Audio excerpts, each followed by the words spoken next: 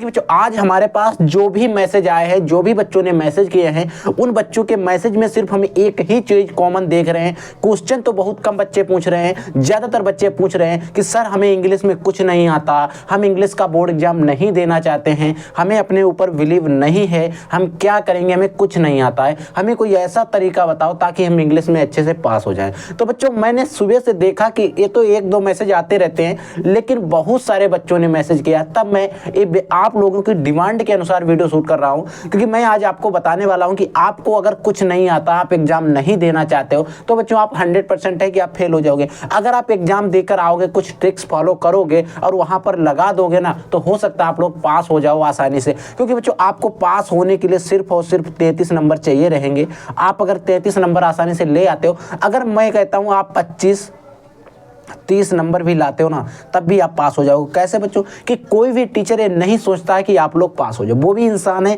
और आप भी इंसान है। किसी के प्रति कोई आपका टीचर दुश्मन नहीं वहां पर होता है। अगर आपके 1, 2, 3 नंबर कम पड़ते हैं ना, तो वो टीचर कहीं ना कहीं से मेंशन करके आपको पास कर ही देता है।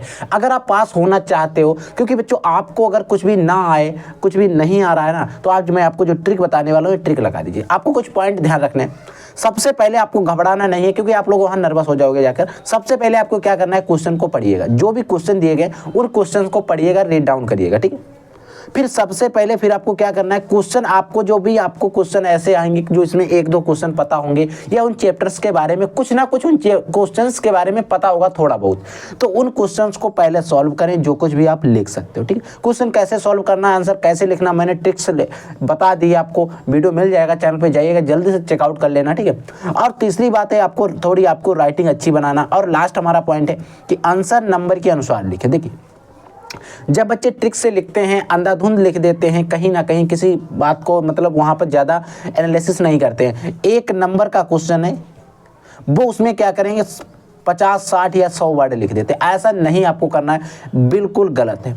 अगर मैं बताऊं, अगर आपका 4 नंबर का क्वेश्चन है बच्चों, तो आप उसमें 40 से 50 वर्ड, 35 वर्ड लिखेंगे। अगर वो क्वेश्चन लॉन्ग है, 7-8 नंबर का है, तो उसमें आप 70 से 80 वर्ड लिखेंगे आसानी से, ठीक है। अब देखिए बच्चों, इंग्लिश में अगर हम बात करें तो आपका एक आता है पैसेज, जो आपका आता है 15 नंबर का। पैसेज में कुछ क्वेश्चन दिए रहते हैं, उनके आपको ऊपर जो क्वेश्चन दिए रहते हैं, उस पैसेज से आपको उसके आंसर लिखने होते हैं। इसकी मैंने ट्रिक आपको बता दी, अगर आप लोगों ने देख लिया ना, तो ये 15 नंबर में आपको 10 नंबर तो आसानी से मिल ही जाएंगे, अगर आप ट्रिक से भी कर देते हो, ठीक है। दूसरा बच्चों, आर्टिकल आते हैं, लेटर आते हैं। आप उनको कोई एक अच्छे से आर्टिकल तैयार करना, और आपको तैयार होंगे ही, आप लिख सकते हो आर्टिकल या लेटर कोई एक लिख देना। अब बच्चों, हमारे 40 नंबर का आता है सेक्शन डी। बच्चों, हमारा सेक्शन जो डी आता है, सेक्शन डी, वो बच्चों हमारा आता है 40 नंबर का। इस 40 नंबर में क्या होता है, प्रोज का भी होता है, सप्लीमेंट्री का होता है, और उसमें सबसे मुख्य बात एक सेंट्रल आइडिया भी होती है। आपको एक तो सेंट्रल आइडिया पता ही होगी प्रोज के अंदर, क्योंकि ये सेक्शन डी में आता है। सप्लीमेंट्री आता है, प्रोज आता है, और आपका जो पोएम वाला पोर्शन है वो भी आता है, ठीक है, प्रोज। अब इसमें आपको करना क्या, एक सेंट्रल आइडिया आएगा, ठीक है। उस सेंट्रल आइडिया को आपको लिख देना है। उसके लिए आपको 4 नंबर दिए जाएंगे। एक आपको कुछ पोएम्स की कुछ लाइंस दी रहेंगी, और वहां पर उनको क्वेश्चन के आंसर दिए रहेंगे, एक तरीके से स्ट्रक्ट आएगा, तो वो आपका 6 नंबर का रहेगा। उसमें अभी आपको 2 से 3 नंबर आसानी से मिल जाएंगे, अगर आप इधर से उधर उठा के भी लिख दोगे। यानी कि आपको कहीं ना कहीं करना क्या है, 30 से 32 या फिर 33 नंबर का आपको पेपर करके आना है। कुछ भी नहीं आता तो आप 50 नंबर का करिएगा, आना इधर उधर बना के। और मैं तो कहता हूं आपको कोई भी क्वेश्चन नहीं छोड़ना, कोई भी क्वेश्चन ना छोड़े, एक भी क्वेश्चन छोड़ना नहीं है, सभी क्वेश्चन करना। नंबर मिले आपको उसके बारे में आता है नहीं आता, लिख कर आइएगा, छोड़ कर मत आना। कोई भी क्वेश्चन हो बच्चों, आ रहा है नहीं आ रहा है, आप लोग छोड़ कर मत आना। मैं कह रहा हूँ एक भी क्वेश्चन छोड़ कर मत आना। अब बच्चों, हमारे जो सेक्शन सी आता है, सेक्शन सी, जिसमें बच्चों आती है आपकी ग्रामर। सेक्शन सी में आती है आपकी ग्रामर।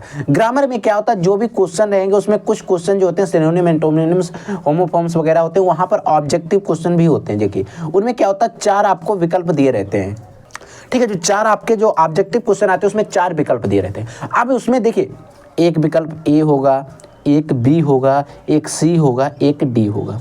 आपको नहीं पता है कि इसमें कौन सा विकल्प सही है, ठीक है बच्चों। मैं कहता हूं अगर आपको ऐसा नहीं पता है, देखिए बहुत रेयर केस होते हैं जिनमें डी वाला सही होता है। ठीक है।